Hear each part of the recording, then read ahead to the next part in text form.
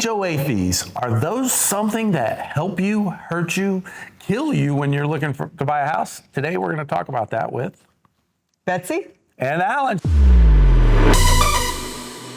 Average homeowner fees in Virginia can run anywhere between from 100, 200, up to 400, condos even more, but you get a little more with that.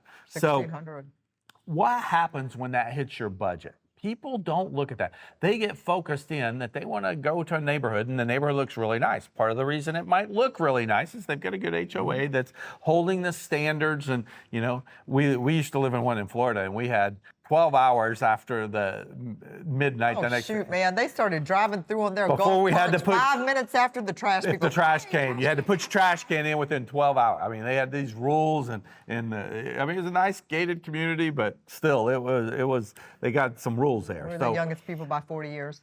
Yeah, we were. So how can here's the thing that people don't think about. Those HOA fees affect how much house you can buy. Yes. So I did a little experiment when I saw this. I thought, that's a good topic. And I thought, if a person wants to buy a $500,000 house, depending on interest rates and everything, and I looked at their mortgage payment, I thought, what happens if they have a $200 HOA? Well, if they have a $200 HOA, if they didn't have that, they could buy a $550,000 house. I do this with every client I have. And if they didn't have a $400,000 HOA, they could buy a $600,000 house. So roughly, it's about, in that price range, it's about $25,000 per 100 of the HOA that they could improve their house. So when I looked at this, I thought, you know, sometimes they're thinking, we can't afford that house. We really like that house. We can't afford it. Well, if it's not an HOA and they're looking over here at this one, guess what? They could afford it. So sometimes it can affect the price you afford. Sometimes it can affect their debt to income ratio with the lender on whether you qualify or don't qualify for the house. And then sometimes you have to look at, what do I actually get for the HOA? Because are there good HOAs and bad HOAs? Yes, and this is things to discuss too, though, because some HOAs, and this is what I go over with my people, because you got to think, some HOAs do include the roof, some HOAs include your water, some HOAs include your insurance for the whole thing, The outside building. For outside walls, not inside walls, and then there's I'm just going to use Eagle Point for example, because theirs is like banging to me. Yeah, it is. I mean, it's it's good. like your sprinklers, your windows, your termite moisture, your roof, everything on the outside. And We sold a lot of houses if you in want there. a really good home inspection, go to Eagle Point, because I've wasted a lot of people's money on home inspections over there, because I've never seen more than 2 things ever hit on them, because the builder take was care of it. great. But that neighborhood, they cover everything. I mean, I laugh sometimes when people go, this is what the HOA is. I'm like, it covers everything but golf, people. I mean, it was unreal. Yeah. So that's the key thing, is what does it cover? You know, there's condo right over here that around from the office, and their HOA is like $1,000 a month. However, you got to think, it's an oceanfront building that they're going to take care of the exterior of the building. Yeah. Those exterior HVAC units, which up here are salt water, they take a beating. So what does it cover? When you look at that long term, if you want to live up at the beach in the oceanfront, I don't think it's that bad. They have access to Cavalier Beach Club and pool, and I think they even get a discount at the restaurants for that one there. Yes, they do. Great, we're looking up this way, so we're starting to get smart on them up here. You know, I think that that $1,000 a month is not bad, especially if you're somebody like us that travels a lot and doesn't want to deal with all the maintenance and all those things.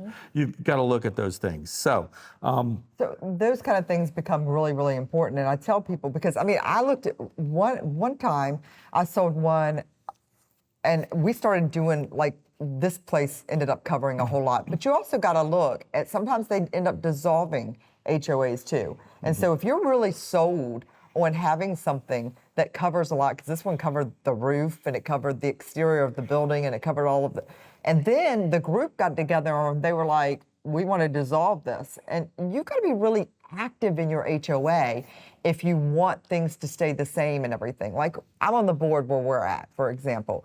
And if you want, for example, things to stay the same, to make sure that the HOA is doing things properly and everything, sometimes it's important to be on the board in order to keep those things.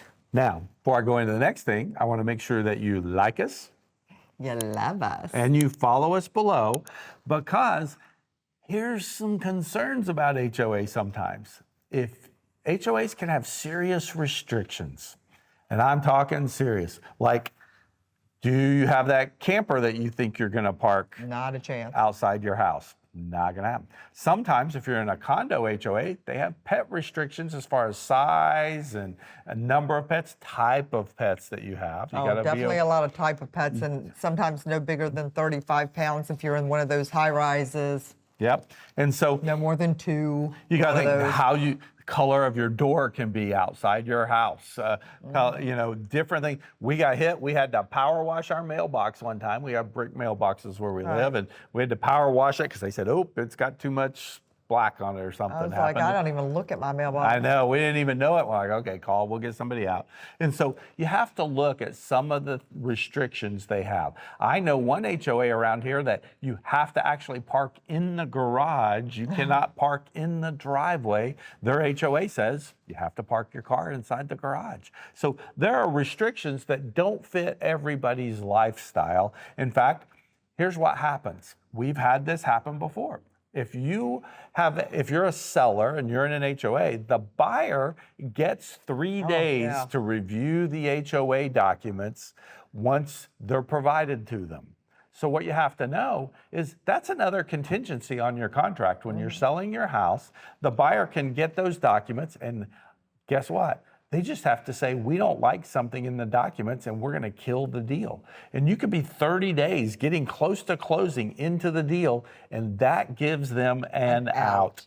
So what's also crazy while we're on that subject is people have lived in these houses for 12, 15 years and they have done nothing. And all of a sudden, those HOAs are like, you got to do this, this, and this. And they're like, what?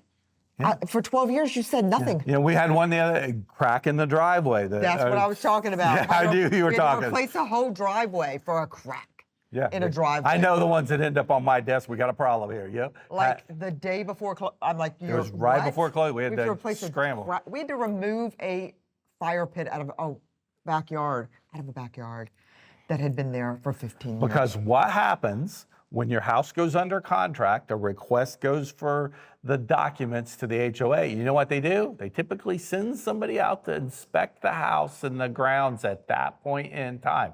And if they haven't been doing that consistently, or they really have no standards and they don't enforce them, then all of a sudden, guess when they enforce them? Right then. Because they're afraid if they don't put it out then and you move into the house and then they get hit, they're going to say, it's been that way since we bought it. Why didn't you tell us when we bought it? So there's all kinds of liabilities. So they're not going to let that pass. So guess what they do? They send somebody out.